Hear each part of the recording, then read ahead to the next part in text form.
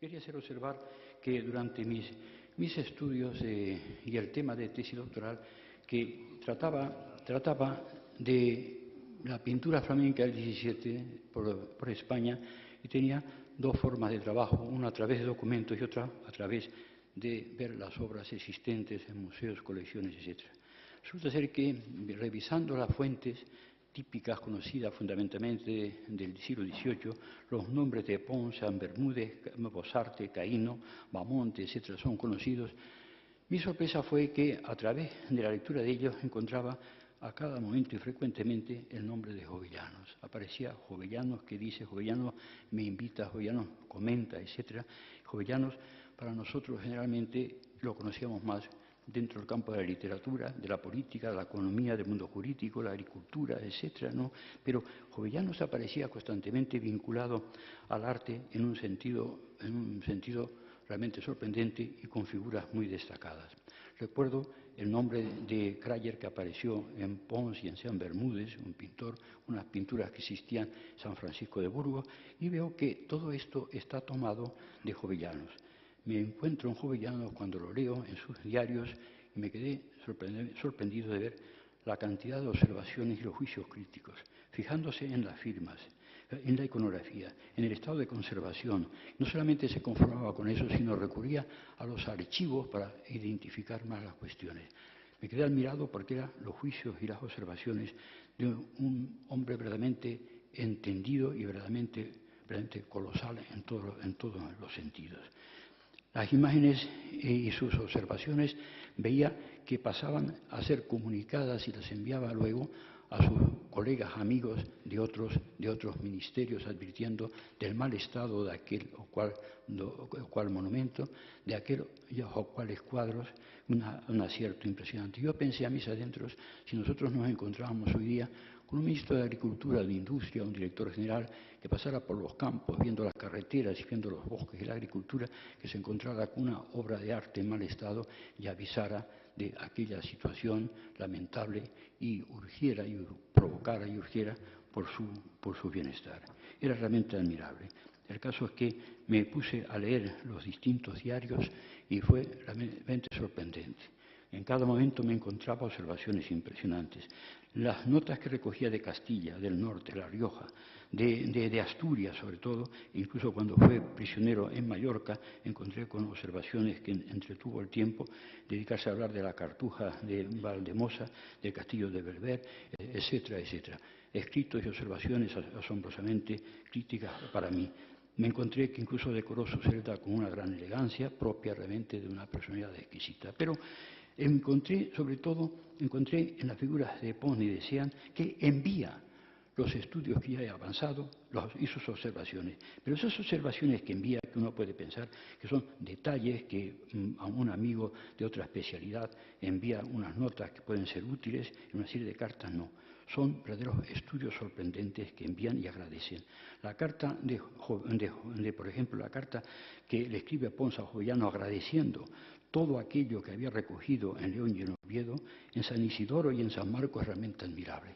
Quiero decir que el estudio que hace, el trabajo que hace sobre San Marcos de León, lo recoge íntegro a Pons en el tomo 11, íntegro, y no son palabras mías, sino de especialistas en arquitectura quien dicen que no ha sido superado el estudio, sobre todo el estudio del análisis de esa arquitectura por él, que incluso envía, utiliza y paga a paleógrafos para que tomen nota de todas esas observaciones, ¿sabes?, del monasterio de San Marcos. Es realmente admirable, realmente sorprendente, con un método moderno que hoy día nos admira. Yo diré que me quedo sorprendido realmente de lo mucho que se avanzó entonces y lo poco que hemos avanzado nosotros hoy día. En cuanto a Sean, le envía el número de artistas que encuentra en Burgos. Trabajan los archivos y todas esas notas se los envía a Sean Bermúdez. Es incluso artistas desconocidos, ¿no?, sorprendentes desconocidos, que recogen su diccionario. El diccionario de Sean Bermúdez, como todos sabemos, es una obra impresionante, realmente inmensa, de todos los pintores españoles, que nos asombra, ¿no?, hoy día, ¿no?, de la magnitud de ese esfuerzo, como fue también el de Pons. Pero yo no sabía, y eso lo vi al estudiar más detenidamente, que ese proyecto de diccionario era obra de Jovellanos, es decir, que Jovellanos era el que inspiró y el que convenció que esa obra se llevara a cabo a Sean Bermúdez, que le agradece, y creo que el más bello estudio de Jovellanos al morir, prueba de un agradecimiento. Es impresionante de ver el estudio que hace Sean Bermúdez de su amigo y al mismo tiempo protector de Jovellanos. Veo en todos estos gestos un aspecto que se escapa del campo del arte, que veo una generosidad asombrosa por parte de todos estos personajes en estos momentos, que no solo les une un amor a las artes y un conocimiento, sino una fidelidad y un amor entre ellos mismos que realmente también es realmente envidiable, ¿no?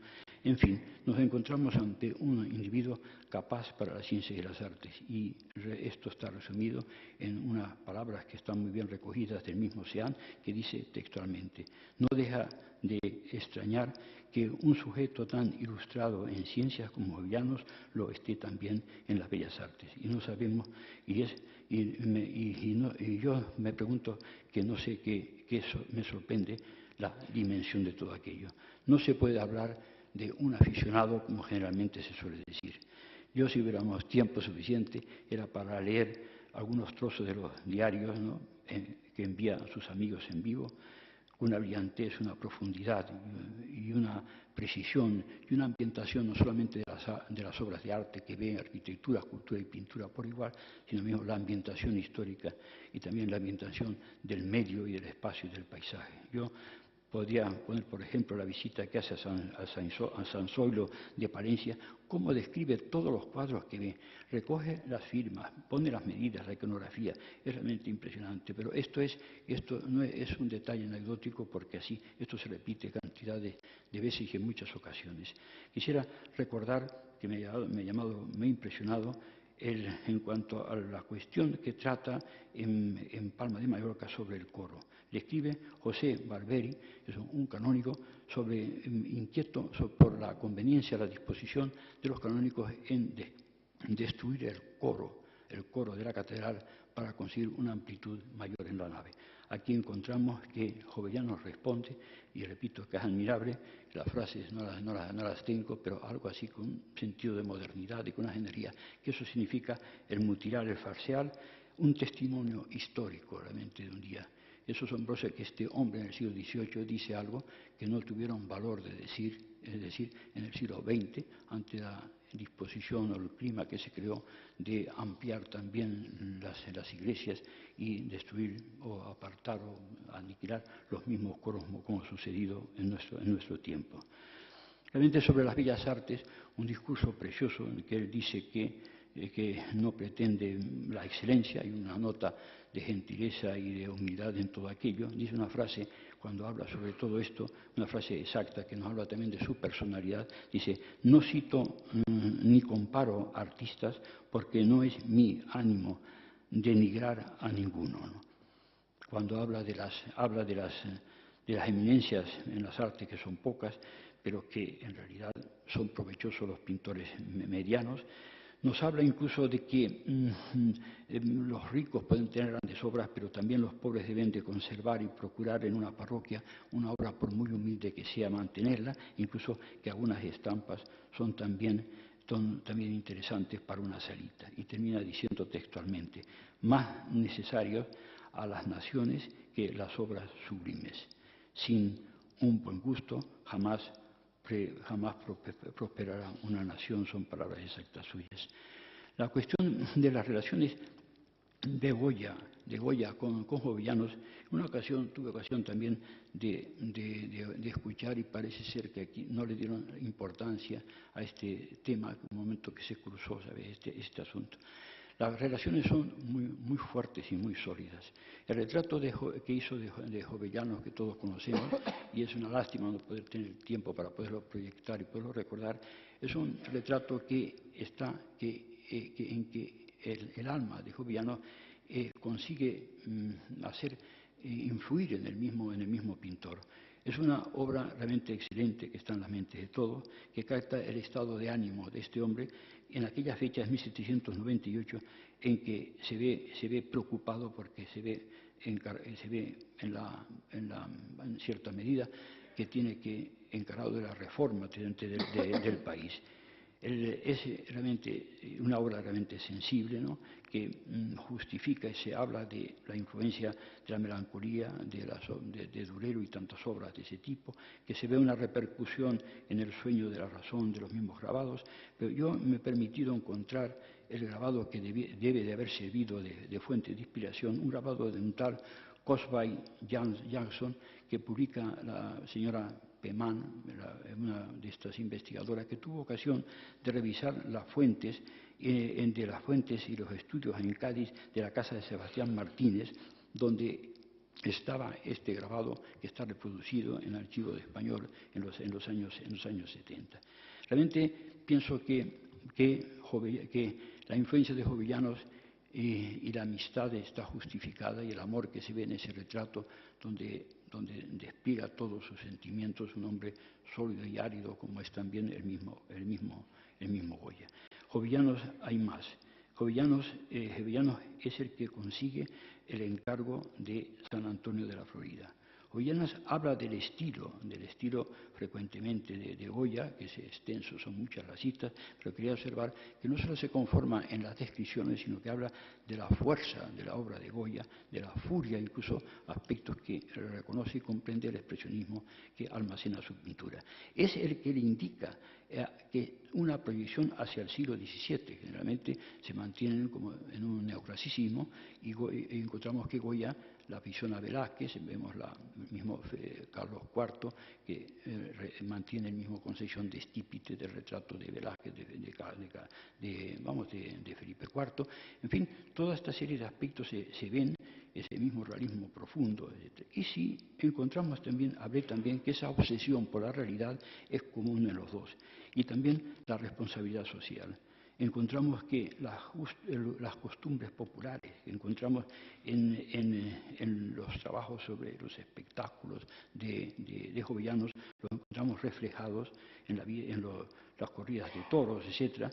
La miseria y el miedo de las gentes que encontramos en las obras de Goya se traduce sentimientos literarios del mismo Jovellanos. Cuando Jovellanos habla de la gente bajo el yugo de los poderosos y del trabajo, es algo que encontramos en Goya, en el albañil herido y en las pobres gentes arrasadas por las tempestades que tantas veces pinta él.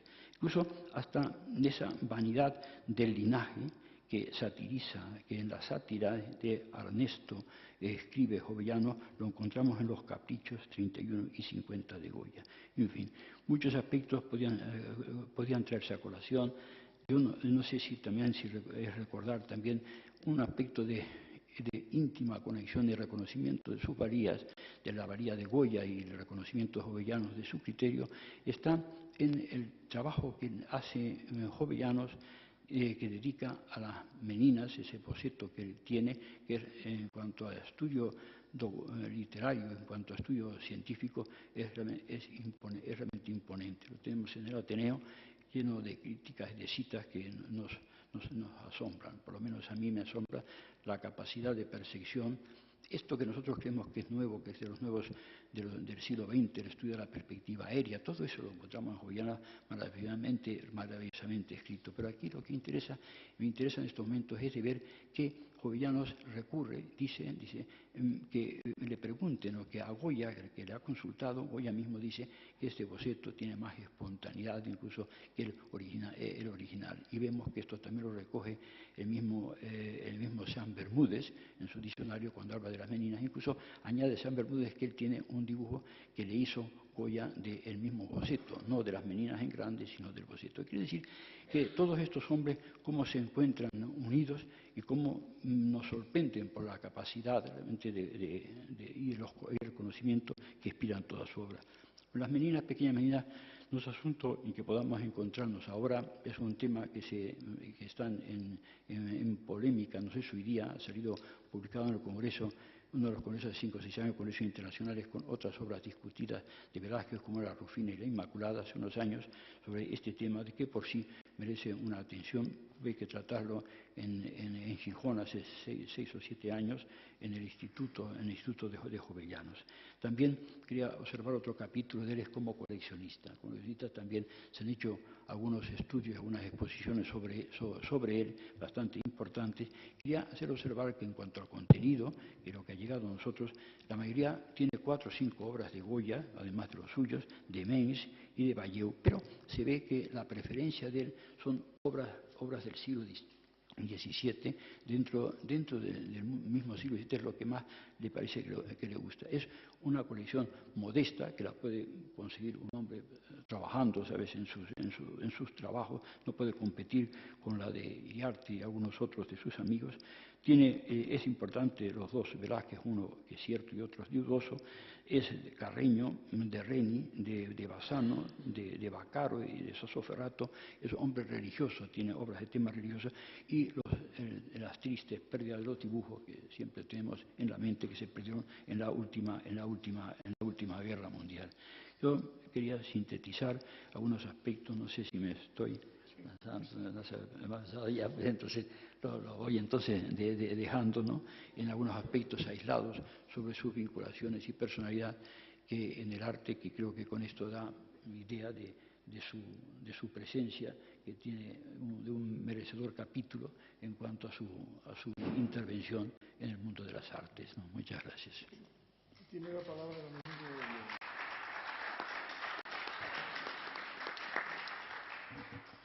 Buenas tardes. Muchas gracias, señor presidente de la sesión, ateneístas y, por supuesto, organizadores de este acto con el que se cierra el ciclo dedicado a una figura señera del pensamiento español, don Gaspar Melchor de Jovellanos, que seguramente es sin duda una referencia válida a 2011 y por ello esta actualidad de un bicentenario es lo que justifica la reflexión que hoy podemos hacer sobre un polígrafo y polifacético intelectual cuya contribución al ámbito de la economía, al ámbito de la filosofía, al menos de la filosofía aplicada, al ámbito del derecho y al ámbito de la historia, incluso al ámbito de la literatura, en fin, a todo aquello que podríamos señalar como interesante para un intelectual, confluye esencialmente en un eje que es el de la pedagogía. Jovellanos es, por encima de todo, un pedagogo. La referencia que yo voy a hacer hoy a don Gaspar Melchor de Jovellanos la haré desde la perspectiva de la historia. Jovellanos, el historiador. Actualidad, pervivencia y significado positivo del pensamiento de Jovellanos acerca de la historia.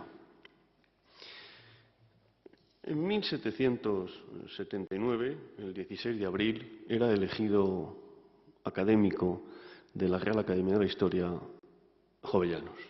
A propuesta de Campomanes, ingresaría algo más tarde con un discurso que pronuncia el 4 de febrero de 1780. Es una magnífica lección de historia del derecho, pero lo es sobre todo de una exposición en defensa de una determinada teoría de la historia, acorde al tiempo que corre entonces, una idea del hombre, del tiempo o del espacio, una idea del saber, dentro de un proyecto más amplio, que es el de la transformación a través de la razón, que informa todo el planteamiento, toda la cosmovisión jovellanista. Jovellanos tiene una elevadísima idea de la historia, un concepto verdaderamente atractivo y en particular, como no, para los que nos dedicamos a este oficio de historiar. Jovellanos ingresa en la academia señalando la necesidad de la historia para acceder al saber. Es cierto que allí lo concreta de manera más directa para acceder al saber jurídico, para llegar a comprender las leyes. Este término, comprender, es algo verdaderamente capital a la hora de aproximarnos a una teoría actual de la historia, para comprender. Pero eso que hace en aquella sesión de febrero de 1780 sobre la historia, no sobre la historia a propósito del derecho, es extensible a todo lo demás. Porque para Jovellanos la historia es la referencia. Hereda desde los planteamientos quiqueronianos del carácter magistral de la historia, pero un carácter magistral como punto de referencia, el compromiso ineludible entre el pasado y el presente, el faro hacia el futuro. En estos tiempos de presentización, donde la cultura mundo seguramente amenaza con situarnos al fin de la historia, yo recuerdo todavía el espanto que produjo aquel ensayo de Fukuyama sobre el fin de la historia y el último hombre, pero es que en la actualidad no se trata de un ensayo, se trata de toda una estrategia cultural que tiende a colocarnos en el presente, es decir, a romper uno de los elementos esenciales de la historia, el tiempo. Y el otro, el espacio, de manera que, anulados espacio y tiempo, el hombre queda atrapado en un presentismo sin sentido. Ese presentismo es el fin de la historia. Bueno, para Jovellanos, en su tiempo, hacía falta tener un sentido del pasado para entender el presente y proyectar el futuro. Y eso solo lo podía hacer la historia. Se queja amargamente en aquella sesión de ingreso en la que él consideraba el templo de la sabiduría y de la verdad. Se queja amargamente de que no ha estudiado historia. No ha estudiado historia porque hay un concepto entre sus maestros de que la historia es poco menos que un saber baladí. Y nada, aquí lo que hace falta es memorizar el derecho, memorizar la norma y después aplicarla cuando llegue la ocasión sin otra reflexión, sin otra consideración. Se queja amargamente de que eso impide conocer el presente. Y sobre todo se queja de que eso impide orientar el sentido de la ley. Jovellanos es un pedagogo, como les decía, como buen ilustrado, para el que la razón es la herramienta de perfeccionamiento del ser humano a través del esfuerzo, mediante el saber. Sapere aude, atrévete a saber, es el desafío. Pero ¿cómo saber si no conocemos dónde estamos? Y si para conocer dónde estamos necesitamos saber ese dónde venimos. Todo este planteamiento, que repito, puede parecer multisecular en el tiempo de antes de don Gaspar, no cabe duda de que recibe del planteamiento jovellanista una proyección de futuro y una extensión dentro de la cosmovisión general del ilustre gijonés que enriquece enormemente esa teoría de la historia. Es una teoría de la historia que podríamos considerar desde una perspectiva crítica, confiada en la razón y por consiguiente limitada, por tanto al margen de la libertad, del azar, de esos otros componentes también humanos que hacen que la historia no sea solo razón. Pero lo mismo que no es historia aquello que nos lleve fuera del tiempo y del espacio, no es historia aquello que prescinda de la razón necesariamente, y esta es otra de las reflexiones de hoy. El peligro del fin de la historia de hoy está en un relativismo donde perdemos el sentido de la orientación en este otro campo también, en el campo del saber, porque todo da igual, en el campo del lenguaje. Jovellanos, heredando una de las líneas claves del pensamiento del XVIII, es un defensor del lenguaje, pero del lenguaje como estructura científica, diría. Una ciencia no es otra cosa que un lenguaje bien construido. Y entiende que la historia es un lenguaje bien construido necesariamente. Y defensor de la nueva ciencia frente a la escolástica basada en el sensismo, en un empirismo. El empirismo para el ser humano es la historia.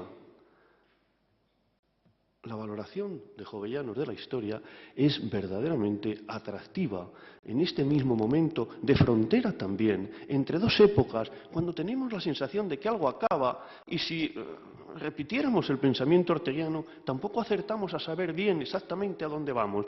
Mayor necesidad todavía de afianzarnos en ese informe anterior que nos ayude a buscar el referente próximo. Entre todas las profesiones, decía, que consagran los hombres sus talentos, apenas hay alguna a quien su estudio no convenga, no es solo al derecho. Y aprovechemos no solo la referencia al presente, sino al más rabioso presente, al día de hoy en que arranca un gobierno nuevo en España. Bueno, pues un gobierno nuevo tendría en Jovellanos un maestro, un indicador, un referente a considerar. Porque otra de sus afirmaciones, en esta misma línea de que no hay profesión a la que no convenga saber, será el militar, el eclesiástico, el estadista, el jurisconsulto, pero sobre todo el político, porque no se puede gobernar un pueblo sin conocer su historia. Yo creo que eso es de plena actualidad, de 2011, no de 1780 o de 1790 o de 1811. No hay miembro alguno de la sociedad política que no pueda sacar de la historia útiles y saludables documentos para seguir constantemente el camino de la virtud, entendiendo el camino de la virtud como el del progreso en sentido noble, en el desarrollo de las propias capacidades a través del esfuerzo. ¿Dónde podrán mejor ser estudiados los hombres que en la historia? La historia, y solamente la historia, enseña a conocer a los hombres. Bueno, podríamos así repetir hasta la saciedad esta idea del carácter magistral, como decía. Los que ignoran la historia debían ser comparados a los niños, afirmaban Jovellanos. Porque claro, si no conocen la historia, limitan su saber, su conocimiento, a un mínimo espacio de tiempo, incluso por muy grande que sea su experiencia vital personal, a unos pocos años, en relación con lo que es posible aprender de siglos. Ahí esa identificación con la infancia. Es necesario reunir a cualquier disciplina el estudio de la historia. Pero se queja de que no era fácil, porque dice, no hay una historia nacional. Lo dice en ese mismo discurso de ingreso. Yo no tengo empacho en afirmar, dice, que la nación carece de una historia. En nuestras crónicas, historias, anales, compendios, memorias, apenas se encuentra otra cosa que contribuya a dar una idea cabal de los tiempos que describen. Bueno, entonces en esa historia acontecimental, descriptiva, un tanto superficial, reiterativa, heroizante, califiquémosla de tantas y tantas maneras como podría hacerse. Cabe todo esto, pero hoy podríamos aplicar lo mismo sobre la necesidad de una historia comprensiva, de una historia que no se convierta en un arma arrojadiza, de una historia que también, otra vez en clave orteguiana, nos permita escapar de la historia. Para salir de la historia en proyección de futuro, hace falta asumir la historia en su conjunto. Esta es una de las asignaturas pendientes del español de 2011. Asumir la historia en su conjunto, para comprender esa historia. ¿Nos guste más o menos? Esto yo creo que es también una herencia jovellanista. Se encuentran, añade allí, en los relatos históricos de su tiempo, historiográficos de su tiempo, guerras, batallas, conmociones, hambre, de todo esto no es significativo. Bueno, es una percepción bastante moderna de lo que es la historia como saber, de lo que es la historia como ciencia. Es verdad que Voltaire ha dicho algo parecido en Francia. Es verdad que Mably, sobre el modo de escribir la historia y dotes convenientes a ellas, dice algo. Es verdad que Jovellanos conoce el pensamiento de Voltaire y conoce el texto de Mably y que lo recomienda, aunque luego disienta del propio Mably en algunas otras cuestiones.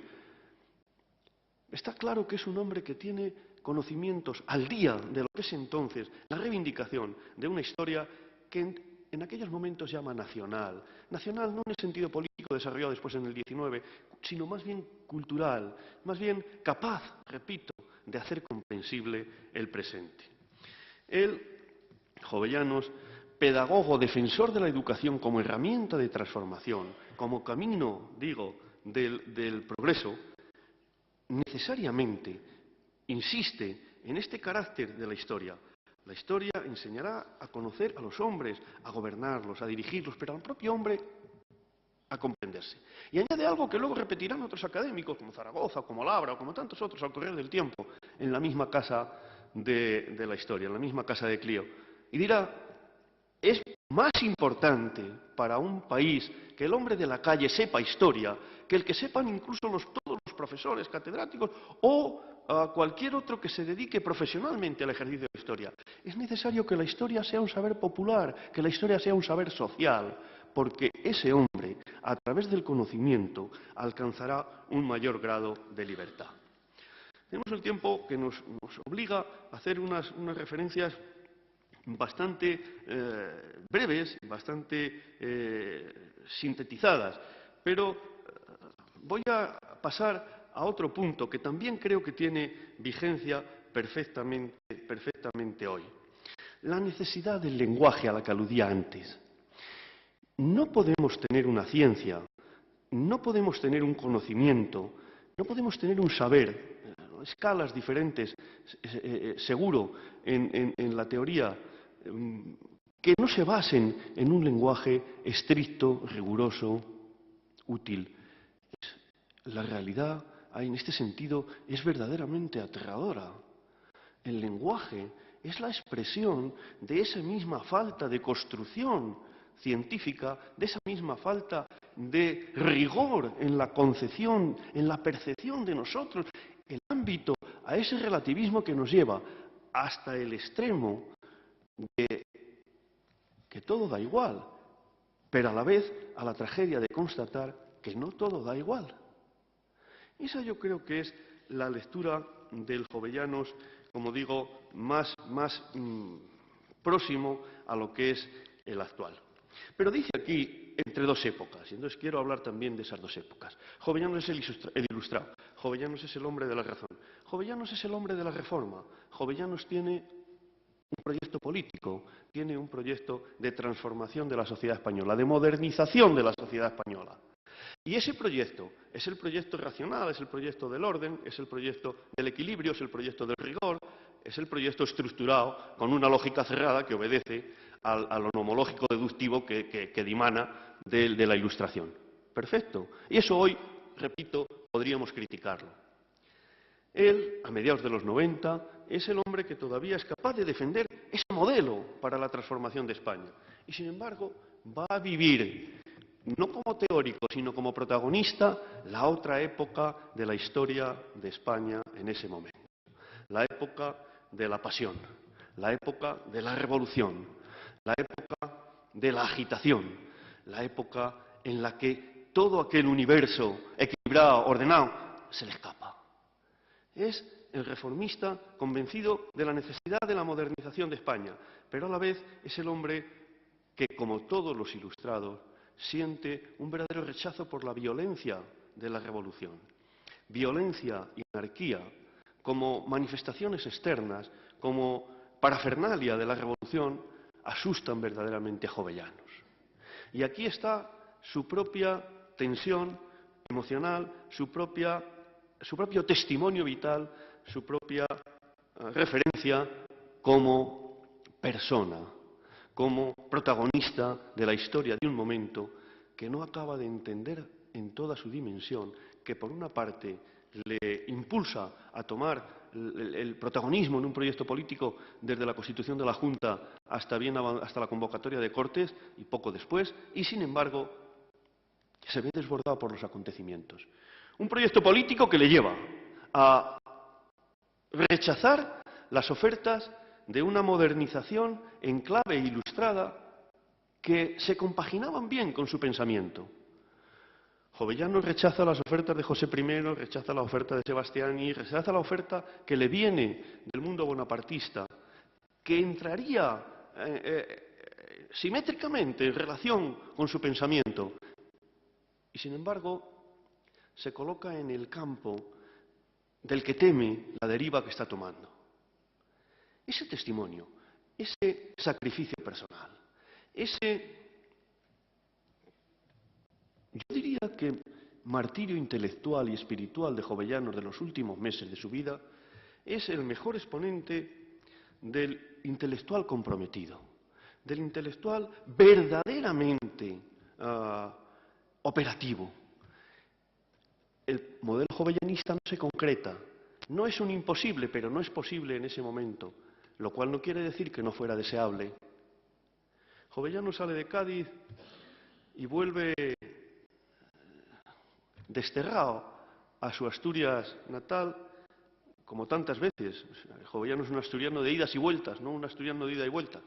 Y esta última vuelta la hace con la contrición interna, con la angustia interna de que el país camina por una deriva que a él le parece poco deseable. ¿Por qué? Pues porque el otro elemento que también encaja en la vida y en la figura de Jovellanos, en ese territorio fronterizo, que es el romanticismo, está poniendo en el epicentro de la historia de España una institucionalización precisamente del romanticismo político en clave revolucionaria. Jovellanos, como todo reformista, es la primera víctima de la revolución. Es decir, es el hombre que acaba no estando con los franceses, no acaba estando con los revolucionarios, no acaba estando con los reaccionarios, acaba en un exilio espiritual interior que es probablemente una de las peores formas de exilio cuando se es consciente de él y de la imposibilidad de encontrar otro espacio y el deseo de encontrarle absolutamente permanente. Este Jovellanos que llega a Puerto de Vega y que el 27 de noviembre, horas antes de morir, a la fecha siguiente, bueno, anécdota más o menos comprobable o no, sí que se le atribuye una expresión que muy bien nos vuelve a servir para una reflexión en 2011 y para una valoración adecuada del personaje. España, país sin cabeza. Pobre de mí. País sin cabeza para un ilustrado. País de corazón para los hombres de Cádiz. País de pasión.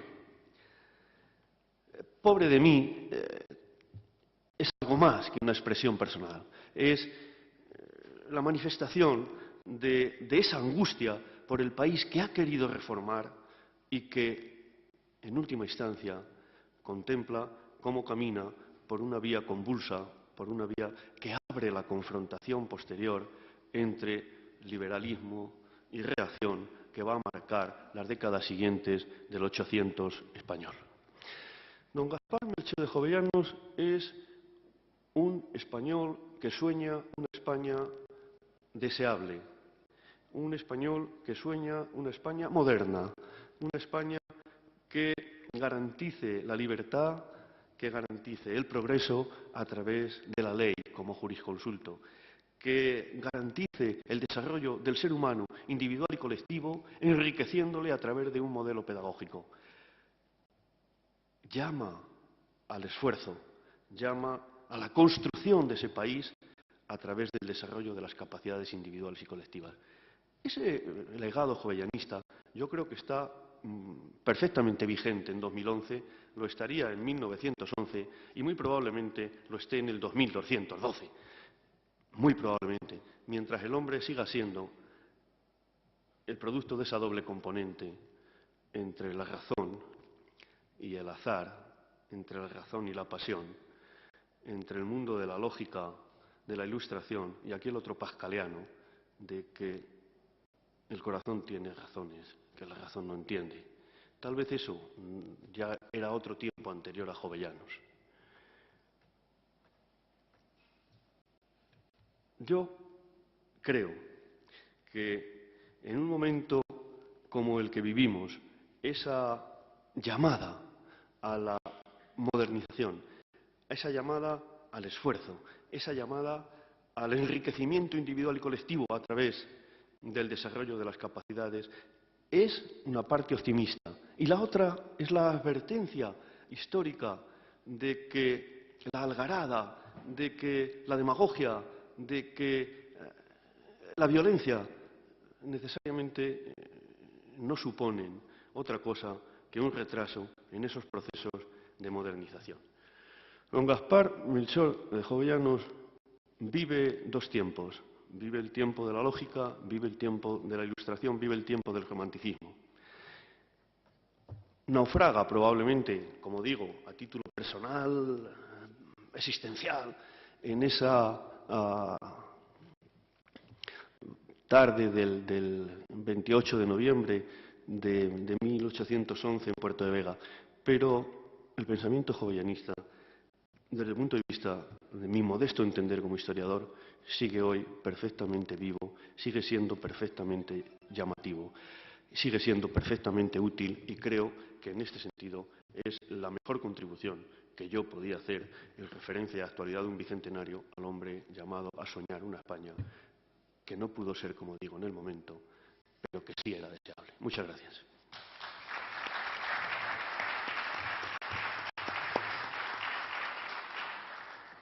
Agradezco a la Junta de Gobierno del Ateneo.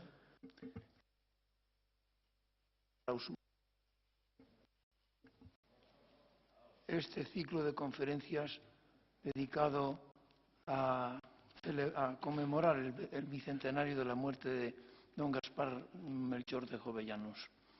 Nacido en Gijón en 1744, muerto en Puerto de Vega en 1811. Pertenecía a una familia distinguida en el ámbito nobiliario asturiano, pero sin los recursos económicos necesarios para dar estudios a sus hijos y destino y para dotar a sus hijas. Por lo tanto, la educación de Jovellanos la pudo conseguir su padre gracias a las conexiones familiares que le permitieron obtener los ingresos necesarios, las becas, diríamos hoy, para que hiciera los estudios primarios y secundarios. En 1764, mediante la consiguiente beca, entró en el Colegio de San Ildefonso de Alcalá de Henares. Allí conoció a Cadalso y se hizo amigo suyo, a Arias de Saavedra, que fue su protector, por eso le llamaba familiarmente papá. Y por fin se gradúa en cánones. Se gradúa en cánones y piensa en opositar a una canonjía de la Iglesia Catedral de Tui.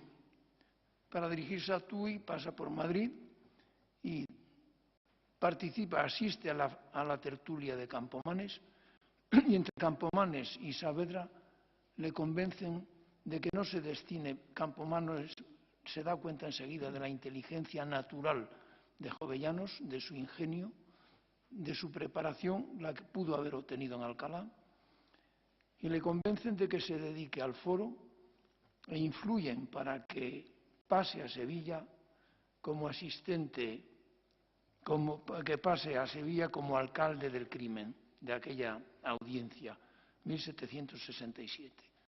En Sevilla asiste a la tertulia del peruano don Pedro de Olavide, en donde se quedará atónito al oír discurrir sobre materias que él desconocía totalmente, sobre todo la economía. Y esa ignorancia que le impide participar en las discusiones le impulsa a formarse, a constituir una biblioteca y a hacer las lecturas pertinentes. Y por eso en Sevilla lee a Montesquieu, a Cantillon, a Voltaire, a Condillac, a Marmontel, a Hume, a Rousseau, y utiliza la famosa enciclopedia de Diderot y d'Alembert. Creo que fue suscriptor de la enciclopedia metódica cuando se abrió la suscripción en España, en tiempos, en cierto modo, más abiertos que los de hoy, porque el primer suscriptor de la enciclopedia metódica fue Fray Felipe Bertrán, obispo de Salamanca, inquisidor general. Y en Sevilla obtiene esa formación de economía que le hace enseguida informar con un pensamiento económico definido y claro sobre asuntos en los que se plantea la necesidad de las libertades, de fomentar la iniciativa privada y la libertad de comercio. Claro está que para comprar libros necesitaba dinero y no tenía medio sueldo, que fue como empezó como alcalde del crimen de Sevilla, como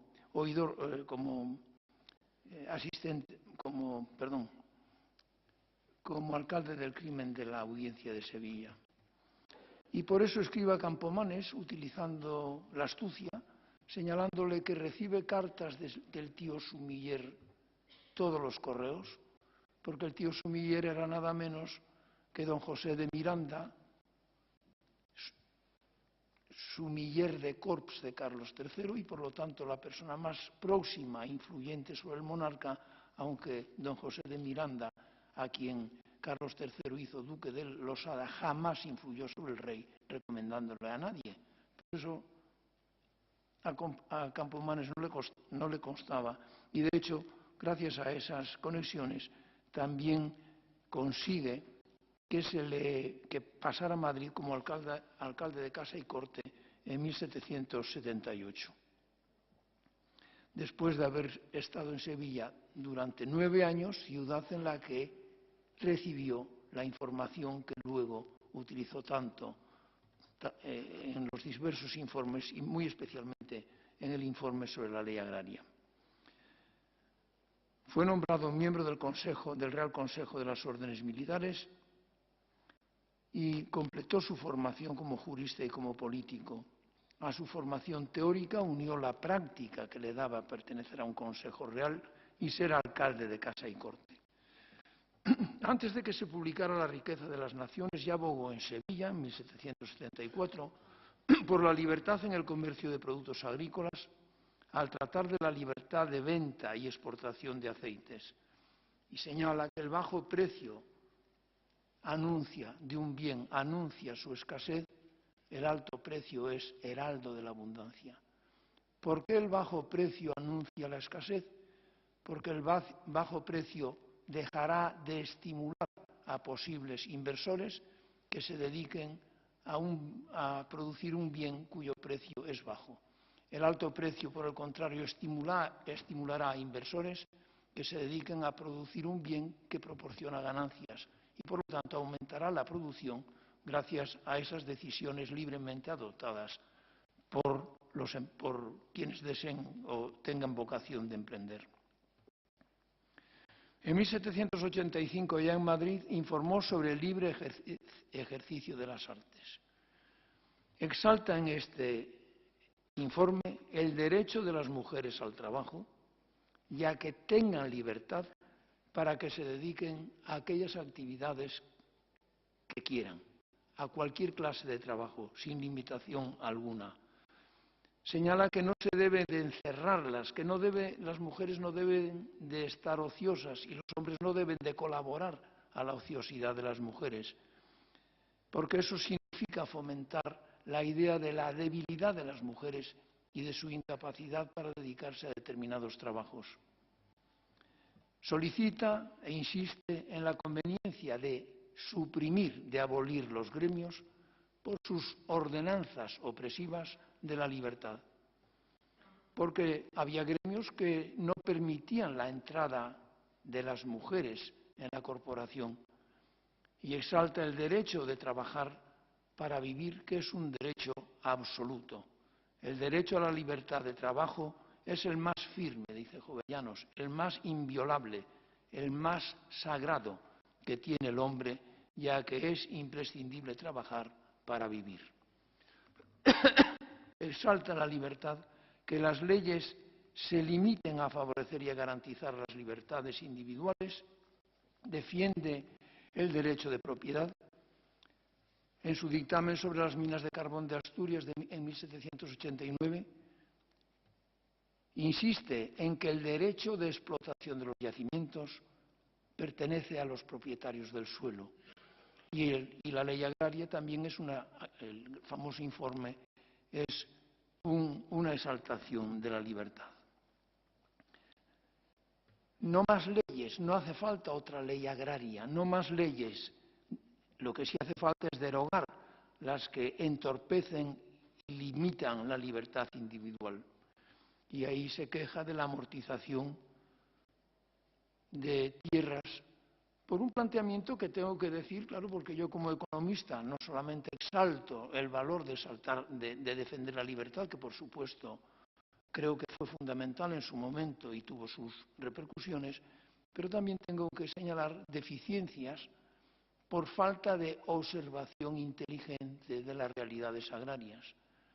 Porque esta observación inteligente de las realidades agrarias, a los agraristas que yo califico de gabinete del siglo de las luces, les impediría el error de creer que era posible establecer en España el cultivo anual, que no hubiera tierras en barbecho o tierras en airiazo, que a veces es necesario para que produzcan lo conveniente y remuneren el trabajo, tenerlas en descanso para pasto del ganado y a la vez abono durante varios años, 3, 4, 5, depende de la fertilidad de la tierra. eso no lo entiende y por eso Olavide y como tantos intendentes piensan que el cultivo anual, como ocurre en países húmedos, en que cabe el abonado de la tierra mediante acarreo del estiércol, que es posible en España y aquí no es posible. Pero en fin, el caso es que Jovellanos se retira a Asturias y funda el Real Instituto Asturiano en una especie de destierro simulado, porque había caído en desgracia política, quizá por su excesiva espontaneidad.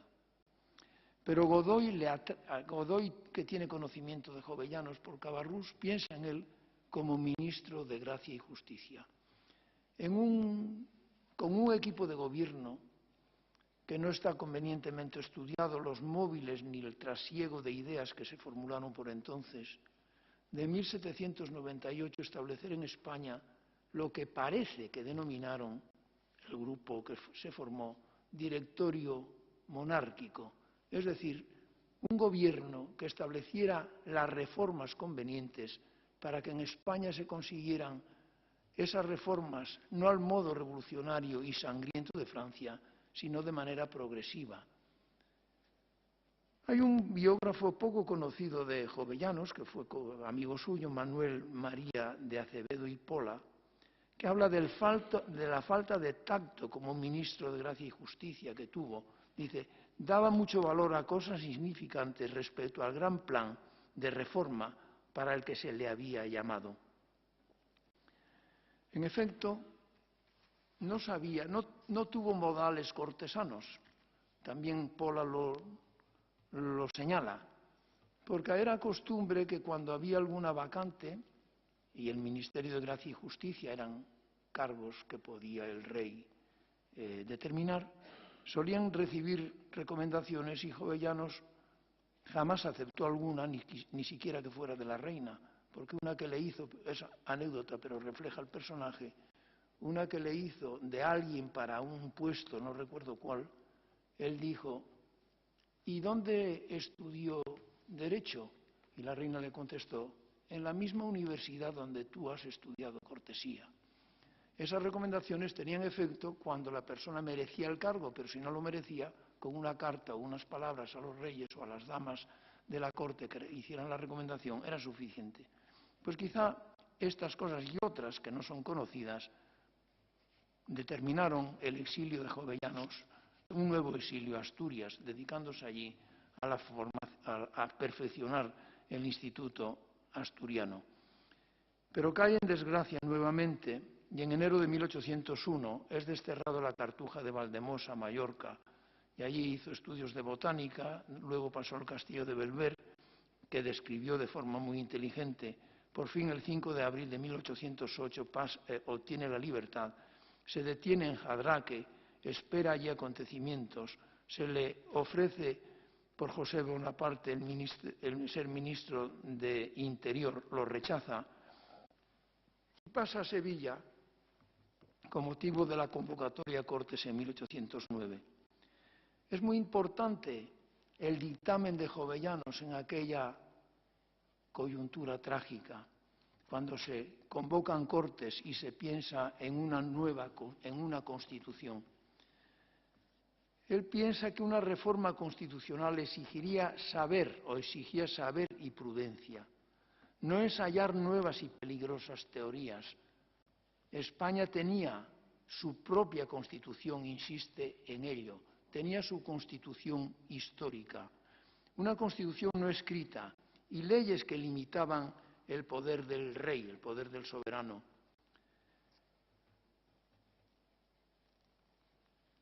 Leyes que no mediatizaban el poder ejecutivo ni el legislativo. Se aconsejaban quienes legislaban antes con la nación.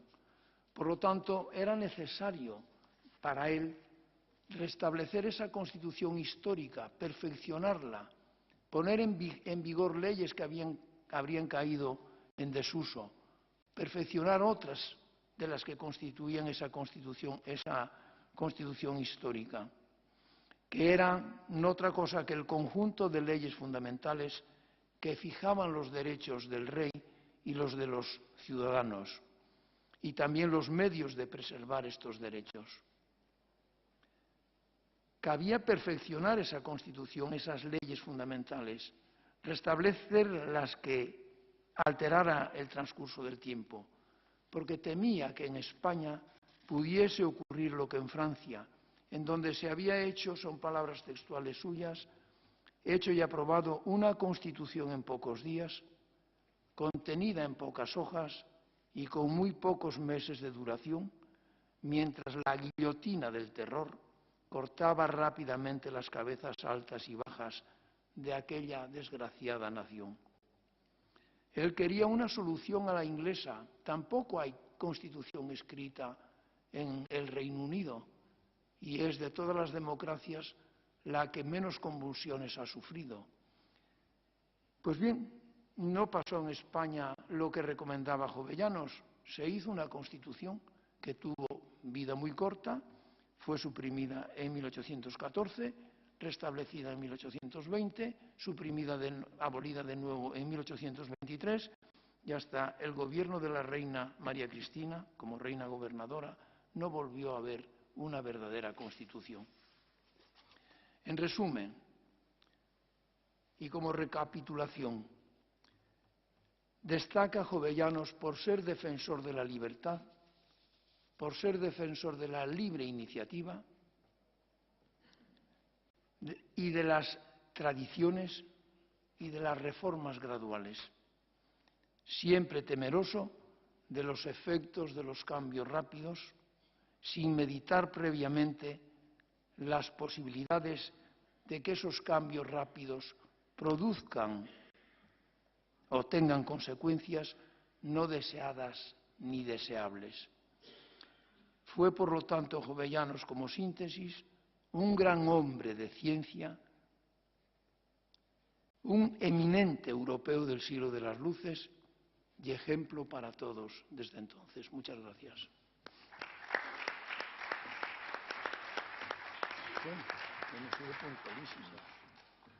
Bueno, pues con estas intervenciones se clausura el ciclo dedicado al bicentenario de la muerte de don Gaspar Melchor de Jovellanos, 1744-1811. El acto ha terminado. Se levanta la sesión.